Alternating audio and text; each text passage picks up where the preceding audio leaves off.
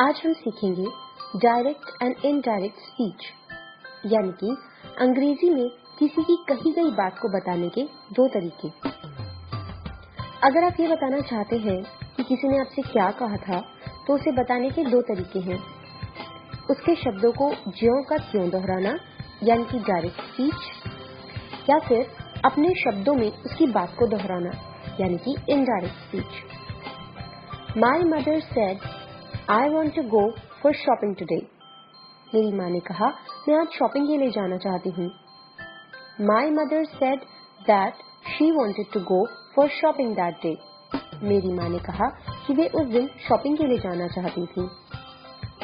Direct से indirect या indirect से डायरेक्ट बनाने के लिए कहे गए वाक्य में कुछ बदलाव करने पड़ते हैं, जिसके कुछ नियम इस प्रकार हैं।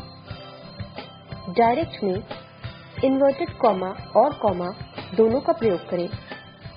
इनडायरेक्ट में कॉमा और इन्वर्टेड कॉमा का प्रयोग ना करें। इसकी जगह सेड दैट या टोल्ड मी दैट का प्रयोग करें।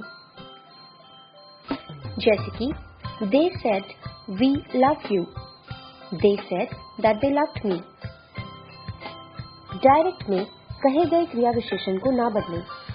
इनडायरेक्ट में कहे गए क्रिया विशेषण को बदलकर उस तरीके, समय या स्थान में पहुंचा दे जहां बात कही गई थी। जैसे कि He said, complete your homework today. He ordered me to complete my homework that day. यहाँ क्रिया विशेषण today को बदलकर that day बना दिया गया।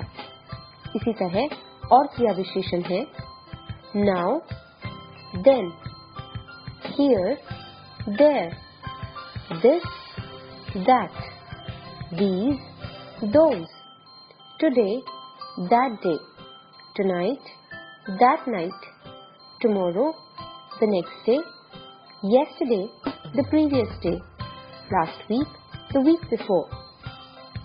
डायरेक्ट में दी गई सलाह या चेतावनी को ना बदलें। इनडायरेक्ट में दी गई सलाह या चेतावनी के लिए एडवाइज्ड, ऑर्डर्ड, वार्न्ड या रिक्वेस्टेड जैसे शब्दों का इस्तेमाल करें और वर्ब को इस तरह बदलें। The nurse said, "Do not smoke here." The nurse ordered me not to smoke there. The waiter said, "Please be seated." The waiter requested me to be seated. आज से जब भी आप डायरेक्ट स्पीच वाक्य को सुने तो उसके इनडायरेक्ट स्पीच वाक्य को जरूर याद करें और हो सके तो बोलें।